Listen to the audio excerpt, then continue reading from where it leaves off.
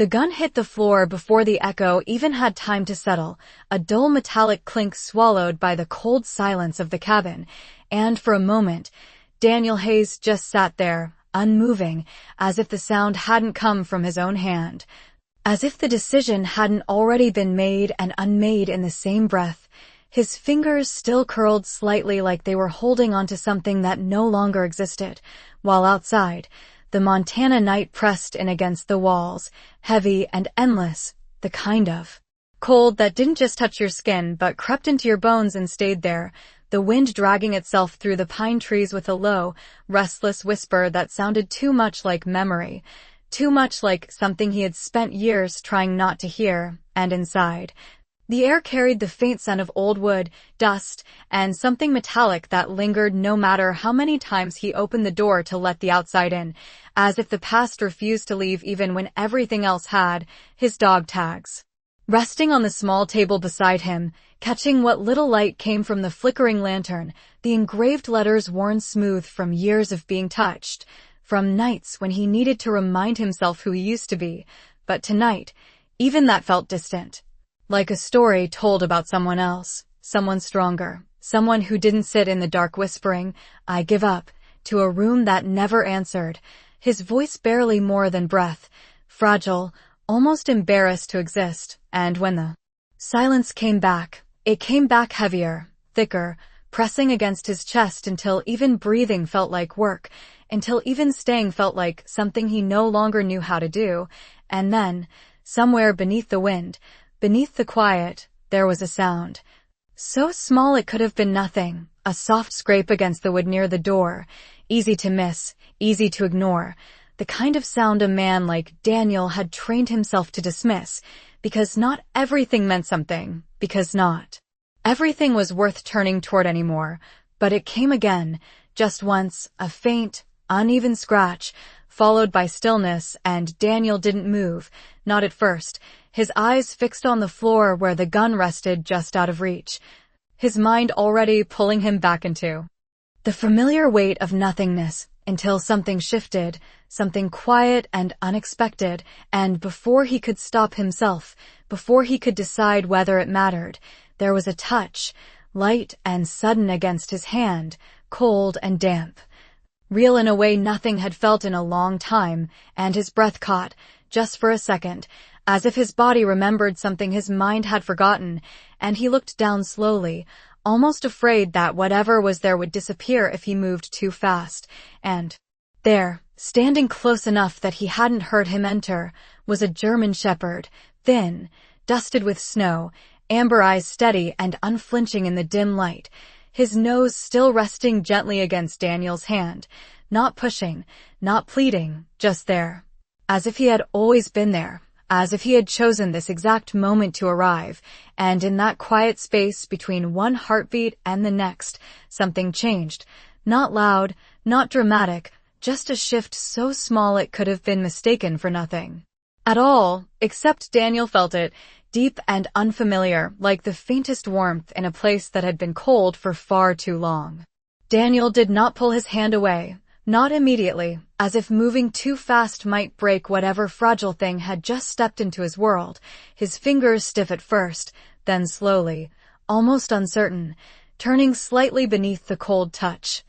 Feeling the dampness of the dog's nose, the steady warmth of breath that did not rush or retreat, just stayed, and the cabin, which had felt so empty minutes ago, now held a presence that shifted the air in a way he could not explain. The German shepherd remained still, his ribs faintly visible beneath a coat dusted with melting snow, his fur uneven and rough like he had been out in the cold longer than he should have been, but his eyes, those amber eyes, were clear, focused, watching Daniel with a quiet patience that did not ask for anything yet refused to leave, and Daniel swallowed, his throat dry, his voice caught somewhere between memory and silence, and for a long moment, he said nothing at all, just stared,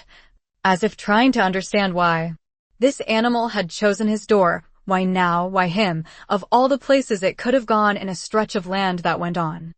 for miles of frozen trees and empty roads, and the wind pressed harder against the cabin walls, slipping through the cracks with a low whistle, carrying the scent of snow and pine and distance, and still the dog did not move, until finally, Daniel let out a breath he did not realize he had been holding and shifted his hand just enough to brush against the side of the dog's muzzle, the contact light, almost hesitant, like he was relearning something he had not used in a long time, and the dog leaned into it, not forcefully, just enough to meet him halfway, and that small movement, that quiet acceptance, settled somewhere deep in Daniel's chest, unfamiliar and unsteady, and he glanced toward the door, noticing now the thin line of snow that had blown in. The faint paw prints trailing from the entrance to where the dog stood, each one a silent record of a journey he had not seen, and something about that, about the fact that this animal had walked through the cold, through the dark. To end up here made the silence feel different, less like an ending and more like something waiting, and Daniel shifted in his chair, the old wood creaking beneath his weight, his eyes flicking once toward the floor where the gun still lay, untouched now, distant in a way it had not been before, and when he looked back at the dog had not moved, had not turned away, just watched him with that same steady gaze, as if time did not matter, as if the next moment would come when it came. And Daniel exhaled slowly, running a hand through his hair before letting it fall back to his side, his fingers brushing again against the dog's fur, rough but warm, real in a way that cut through the numbness that had wrapped itself around him for too long, and outside. The wind continued its low, restless song, but inside, something quieter had taken hold, something that did not need words, something that simply existed in the space between a man who had almost let go and a dog who, for reasons unknown, refused to let him do it alone. The lantern flickered once, then steadied, casting a soft amber glow across the cabin as Daniel slowly pushed himself to his feet, his joints stiff from hours of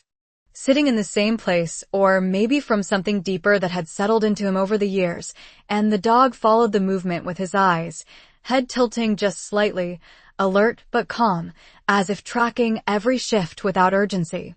And Daniel took a step toward the door, noticing now how the cold had crept further inside, a thin layer of snow beginning to melt against the wooden floorboards, leaving behind dark, damp marks that traced the dog's path inward, and he reached for the handle. Pausing for just a second before pulling the door open wider, the night air rushing in with a sharp bite that filled his lungs and cleared something in his head, if only for a moment, and he looked out into the darkness, expecting to see more movement, another shape.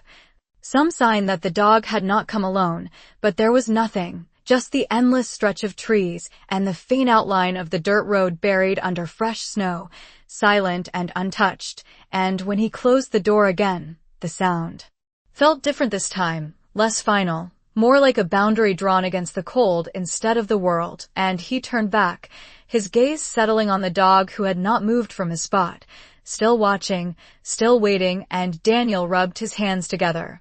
Glancing around the cabin as if seeing it for the first time in weeks, the small stove in the corner, the worn cabinet, the metal bowl he had not used in a long time, and something shifted again, quiet but certain, as he crossed the room and crouched down, pulling the bowl from beneath the counter, his movements slow, deliberate, like each action had to be remembered before it could be done, and he filled it with water from a half-frozen jug, setting it gently on the floor a few feet away, not too close, not forcing anything, just offering, and the dog hesitated for a moment, not out of fear, but as if measuring the space between them, before stepping forward, paused silent against the wood, lowering his head to drink, each movement careful but steady, and Daniel watched, his arms resting loosely on his knees, noticing the way the dog's shoulders rose and fell, the faint tremor in his frame, the quiet resilience in the simple act of drinking, and after a few seconds, the dog lifted his head, droplets falling from his muzzle, and looked back at Daniel again, that same steady gaze, unchanged, as if nothing had been asked and nothing had been given, just shared, and Daniel exhaled slowly. Reaching behind him to grab a small piece of jerky from the table, the last of what he had set aside days ago without much thought, and he held it out, not too close, letting the space remain, and the dog stepped forward again, slower this time, until his nose brushed against Daniel's fingers, taking the food gently, without rush, without hunger that demanded, just enough, and when he pulled back, chewing quietly, Daniel let his hand fall, his fingers lingering in the air for a second before resting against his knee. And something about that small exchange, that simple act of giving and receiving, settled deeper than he expected, like a memory of how things used to be before everything became too heavy to carry, and the wind outside softened, or maybe it just seemed that way now, and Daniel leaned back slightly, his eyes drifting once more toward the floor where the gun still lay, but this time, it felt farther away, not gone, not forgotten, just no longer the only thing in the room, and when he looked back at the dog had lowered himself onto the floor, curling slightly, not in sleep, but in quiet presence, as if he had decided, without question, that this was where he would stay, at least for now, and Daniel, for the first time in a long while, did not feel the need to send him away. The stove took a few tries before it caught, the flame hesitant at first, then steady, a low orange glow spreading warmth that moved slowly through the cabin like something relearning how to exist, and Daniel sat back on his heels for a moment, watching it, listening to the soft crackle of burning wood as it settled into rhythm, a sound that used to mean comfort, routine, something normal, and behind him, the dog shifted slightly on the floor, not restless, just adjusting, as if the heat had reached him too, and Daniel glanced over his shoulder, noticing how the light from the stove traced along the dog's fur, revealing details he had not seen before, the faint scar near the base of his neck, the subtle thinning of fur around it, like something had once been there for a long time and then suddenly was not, and Daniel's brow tightened just a little, not in suspicion, but in recognition of something familiar. Something that did not need explanation, and he leaned forward, resting his forearms on his knees, studying the dog in silence, the way his ears flicked at small sounds, the way his eyes remained alert even while his body stayed still, not like a stray drifting from place to place, but like something trained to stay aware, to stay ready, even when there was no clear reason to be, and Daniel let out a slow breath, the kind that carried weight with it, and for a moment, the cabin felt smaller, not in a suffocating way, but in a contained, held kind of way, like everything that mattered was now within these walls, and he reached for an old blanket draped over the back of a chair, worn thin at the edges, the fabric rough but still holding warmth, and he hesitated for just a second before tossing it lightly toward the dog, not aiming directly, just letting it land close enough to be found, and the dog looked at it, then back at Daniel, then lowered his head to nudge the fabric, pulling it closer with a quiet, deliberate motion before settling onto it, his body curling slightly, but not fully relaxed, still aware, still present, and Daniel watched that, something in his chest tightening and loosening at the same time, like a memory trying to surface without fully breaking through, and he leaned back against the wall, the wood cool against his shoulders despite the growing heat from the stove, his eyes drifting upward to the ceiling where faint shadows moved with the flicker of the flame, and for a moment,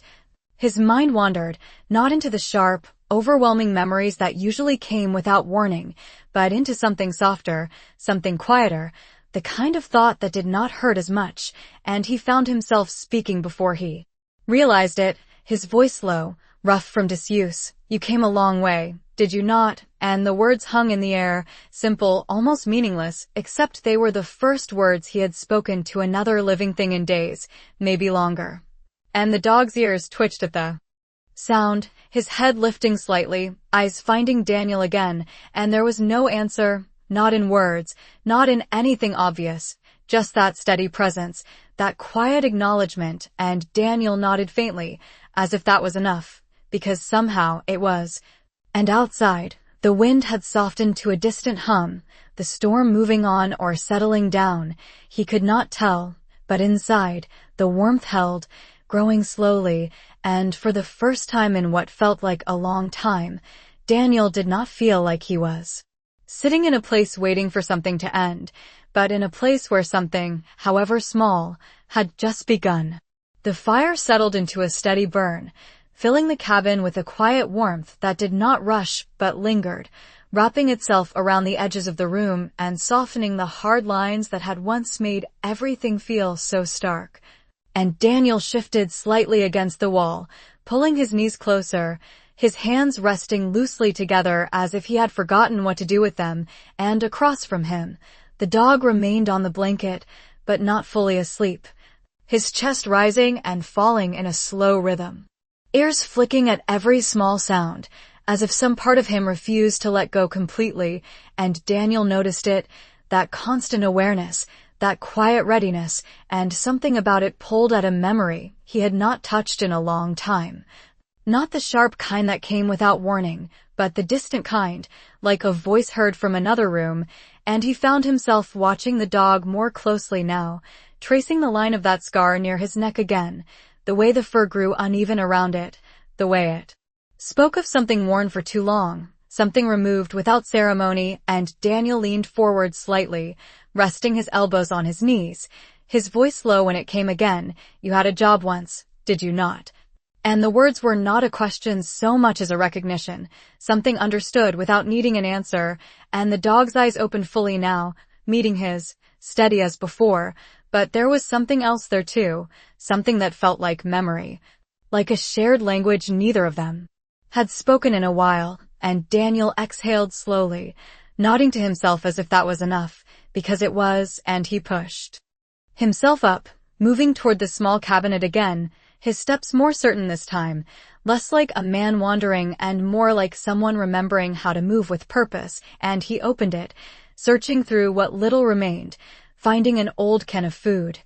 The label faded, the edges slightly dented, but still intact, and he paused, staring at it for a moment as if weighing something heavier than it was, before grabbing a small knife and opening it with a careful motion, the sound sharp in the quiet cabin, and he set the contents into the metal bowl, placing it gently on the floor near the dog, not too close, always leaving that space, that choice, and the dog rose slowly, stepping forward with that same measured calm, lowering his head to eat, not rushed, not desperate, just steady, like he trusted the moment to last, and Daniel watched him, arms crossed loosely now, his weight shifting slightly from one foot to the other, and something in his expression softened, not into a smile. Not yet, but into something less guarded, less closed off than before, and as the dog finished, lifting his head again, Daniel reached out without thinking, his hand hovering for a second before resting gently against the dog's shoulder, the contact firmer this time, more certain, and the dog did not flinch, did not pull away, just stood there, accepting it, as if this too was part of the unspoken agreement between them, and Daniel let his hand stay there a moment longer before pulling back, his fingers lingering in the air before falling to his side, and he turned slightly, glancing toward the table where his dog tag still lay, catching the firelight in a dull, steady glint, and for the first time that night, he walked toward them, picking them up slowly, the chain cool against his skin as he held them in his palm, and he looked back at the dog, who had settled once more onto the blanket, eyes still open, still watching, and Daniel closed his hand around the tags, not tightly, just enough to feel their weight, and in that quiet space, between the crackle of the fire and the steady breathing of something that had chosen to stay, he felt something shift again, small but undeniable, like the faint return of a part of himself he had thought was gone for good. The chain felt heavier than it should have in his hand, not because of the metal, but because of everything it carried, and Daniel stood there for a moment longer, staring at the worn edges of the tags as they rested against his palm. The faint clink of them shifting against each other echoing softly in the quiet cabin, and for a brief second, the sound pulled something loose in his mind, not sharp, not overwhelming, just enough to remind him that those pieces of metal were not just memory. They were proof that he had been part of something, that he had stood beside others who once breathed the same cold air, heard the same distant winds, trusted the same silence, and he closed his fingers slowly around them before letting his hand fall to his side. the chain slipping between his fingers until it hung loose again, and across the room, the dog remained still but attentive, his eyes following every small movement, not intrusive, not demanding, just present, as if he understood that something quiet but important was happening, and Daniel moved toward the chair near the stove, lowering himself into it with a slow exhale, the warmth now reaching deeper into the room, softening the edges of the cold that had settled there earlier. And he leaned forward, resting his forearms on his thighs, the tags dangling loosely from his hand, and for a while, he said nothing, just listened, to the fire, to the wind now fading into the distance, to the steady rhythm of another living thing breathing in the same space, and then, almost without thinking, he spoke again, his voice quieter this time, less guarded. I had a partner once, and the words felt unfamiliar in his mouth, like something he had not allowed himself to say out loud in a long time, and the dog's ears shifted slightly at the sound, his head lifting just enough to acknowledge it, and Daniel nodded faintly, his gaze drifting somewhere beyond the walls of the cabin, not lost, not overwhelmed. Just remembering in a way that did not pull him under. Smart dog, he added, almost to himself, his thumb brushing absently against the edge of the tag as if it held the rest of the story. But he did not continue. He did not need to, because the silence that followed did not feel empty anymore. It felt shared, and that made it different, and after a moment, he leaned back into the chair, the wood creaking softly beneath him, his head tilting slightly as he studied the dog again, really studied him now. The posture, the stillness, the quiet discipline in the way he held himself even at rest, and there was no doubt left in Daniel's mind. This was not just a stray. This was something trained, something that had belonged somewhere before. Ending up here, and he shifted forward again, setting the tags gently on the table this time instead of leaving them in his hand, the metal catching the firelight as they settled into place, and then he stood, moving slowly toward the dog. Each step deliberate but unhurried, and when he reached him, he crouched down, his hand hovering once more before resting against the dog's neck, closer this time, near the scar, his fingers brushing lightly over the uneven fur, and the dog did not pull away. Did not tense, just remained still, accepting the touch as if it was something familiar, something understood, and Daniel exhaled softly, the corners of his mouth tightening just slightly, not quite a smile, but something close to it, and he nodded once,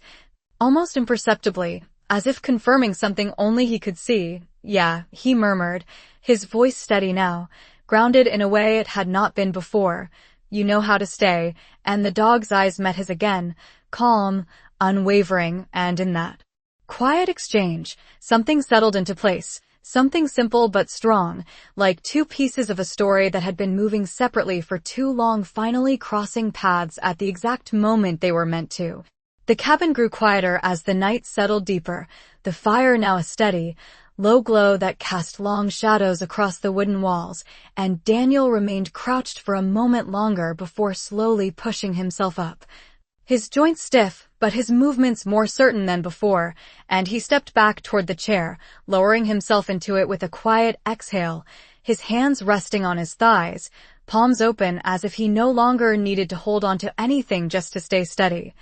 And across from him, the dog shifted slightly on the blanket, turning in a small circle before settling again, this time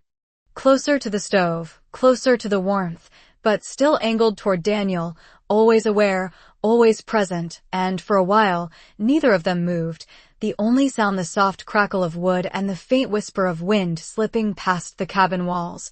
And Daniel found himself watching that rise and fall of the dog's breathing, slow and steady, a rhythm that did not rush, did not falter, just continued, and something about that steadiness began to settle into him as well, not all at once, not like a switch being flipped, but like a quiet tide moving in, filling spaces that had been empty for too long, and his gaze drifted again, this time not toward the floor or the door, but toward the small window beside the stove,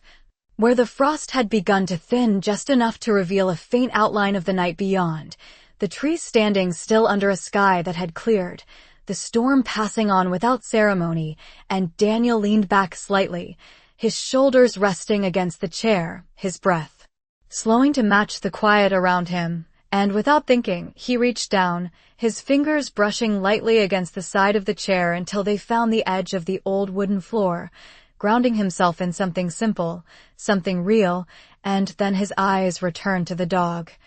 who had not closed them completely, who still watched him through half-lidded calm, and Daniel gave a small nod, almost instinctive, as if acknowledging a presence that had already been accepted, and he spoke again. His voice softer now, carrying less weight and more ease. "You can stay," and the words hung in the air, simple, but they changed something, because they were not spoken into emptiness, they were heard, and the dog's ears shifted slightly at the sound,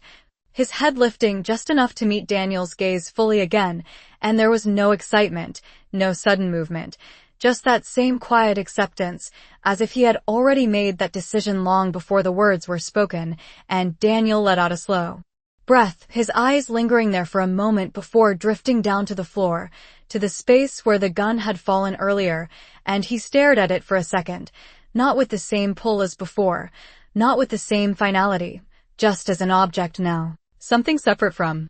him, something that no longer held the weight it had carried just hours ago, and he leaned forward slightly, resting his elbows on his knees, his hands coming together loosely as he looked back up, and the cabin, once silent in a way that felt empty, now held a different kind of quiet, one that was shared, one that did not press down but simply existed, steady and patient, and Daniel closed his eyes for a brief moment, not to escape, but to rest, just for a second, and when he opened them again,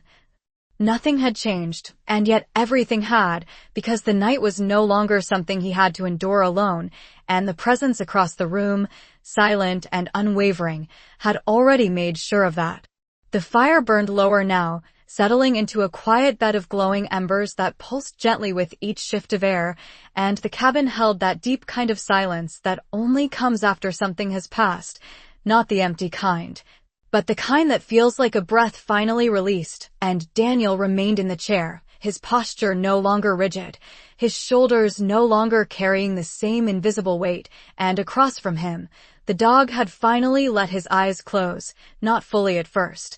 just a slow surrender to rest, as if even in sleep he chose to trust carefully, one layer at a time, and Daniel watched that, the way the dog's body softened against the old blanket, the way his breathing deepened just slightly, steady and calm, and something about that trust, quiet and unspoken, reached into a place Daniel had kept shut for a long time, not because he wanted to, but because he did not know how to open it again, and he leaned forward, resting his elbows on his knees, his hands loosely clasped together as he studied the floor for a moment, his gaze drifting once more toward the object that had once felt like the only answer, and it was still there, unchanged, but it no longer held the same gravity, no longer called to him in the same way. It simply existed, separate now, distant, and Daniel exhaled slowly, a long, steady breath that seemed to carry something out of him, something he had been holding without realizing it, and he reached down, not with urgency, not with tension,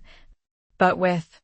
a calm, deliberate motion, and his fingers closed around it just long enough to lift it, just long enough to move it from where it had fallen, and he stood, walking across the room with measured steps, the wooden floor creaking softly beneath him.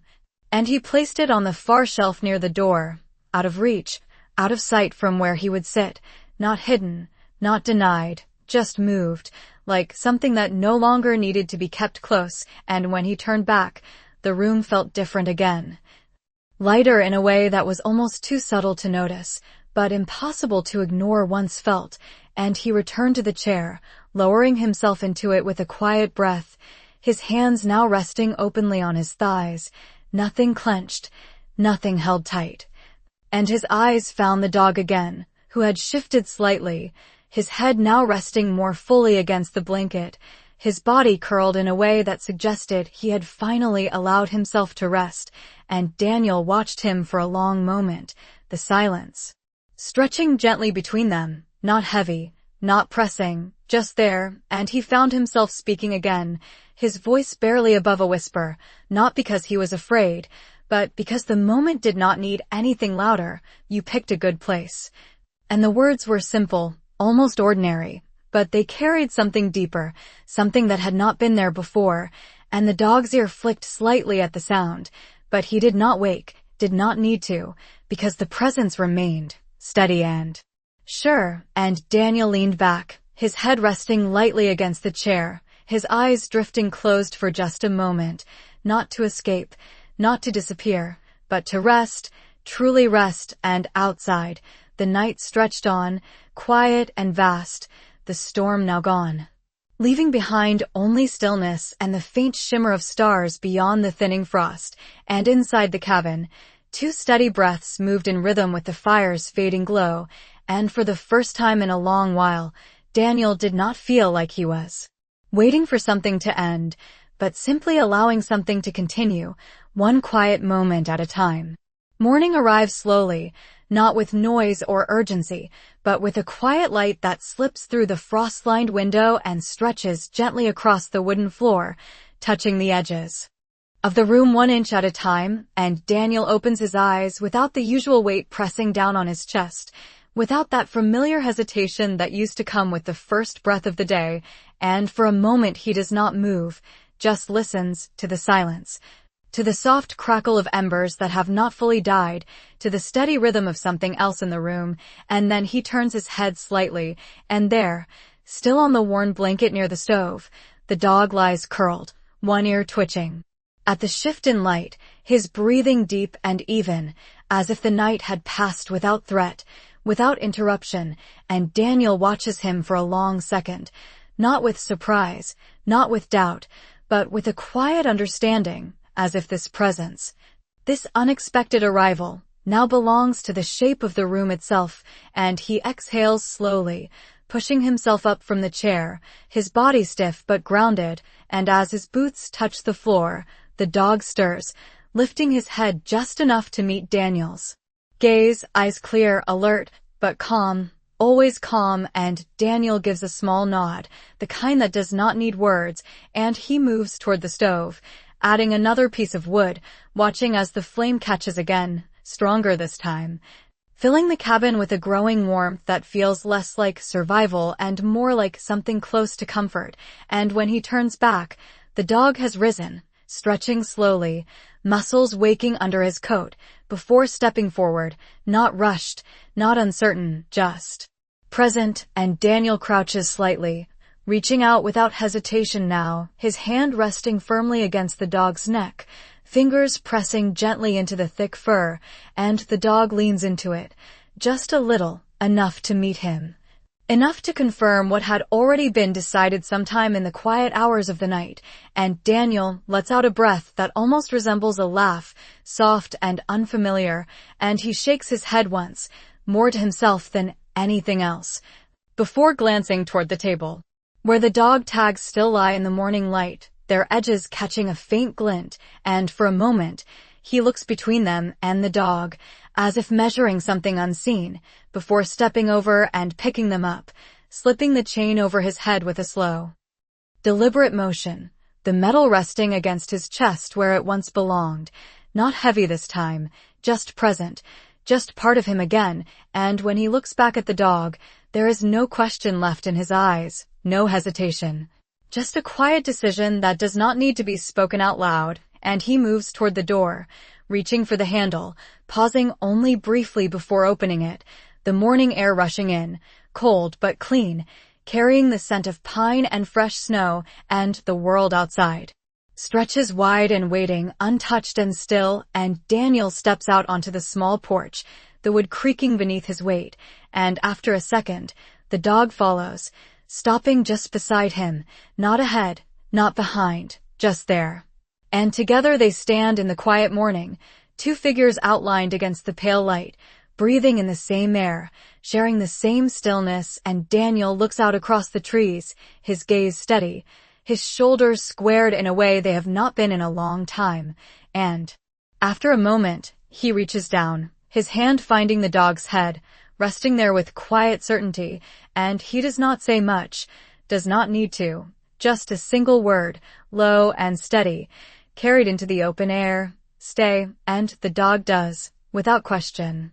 without hesitation, and in that simple moment, nothing extraordinary happens, no sudden change, no grand revelation, just two lives continuing forward, side by side, held together by something small, something quiet, something that came not as a voice, but as a presence that refused to leave when it mattered most. In a quiet cabin buried deep in a Montana winter, a broken Marine sits on the edge of giving up when an unexpected presence changes everything. This emotional journey unfolds through the silent bond between a U.S. Marine and a German Shepherd,